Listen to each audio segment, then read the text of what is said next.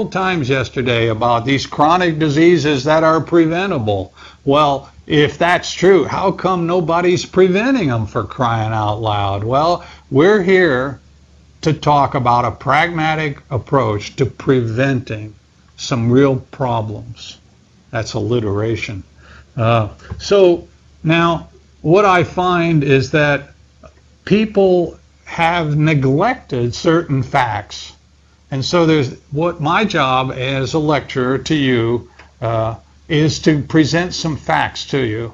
And I'm aware of the fact that people have neglected that the association of a biomarker with a disease doesn't prove that it causes the disease. And every time I say that, the audience, yeah, sure, that's right, we don't believe it. Well, rethink what you guys, everyone is doing about cholesterol, about obesity. You're chasing a secondary thing, and you need to go back further to what is the preventable cause of obesity? What's the preventable cause of insulin resistance? We'll get there. So this is true, but is not being put into everyday practice very well. And treating obesity, cholesterol, and diabetes isn't getting rid of the cause anyway. So you're not primary prevention people when you do that. So how do you sort of explain to people? Well, paraphrase is a teaching tool. So smoke is a good predictor of fire, but it isn't the cause of fire. And as a result, waving smoke away from the fire is not going to put out the fire. So, I mean, everyone knows, yeah, right, okay, don't waste time. Well, the thing about a paradox is that you have incomplete understanding and you need some added facts. But unfortunately, most audiences provide this response. My mind's already made up. Don't give me more facts. Well, pragmatically, I have to do that because that's what's missing. There's certain facts that I need to show you. Here's an example. So you can go to the USDA database and you can look and you can see that seafoods are pretty neat. They've got a small amount of omega-6 and a really good whopping amount of long-chain omega-3s.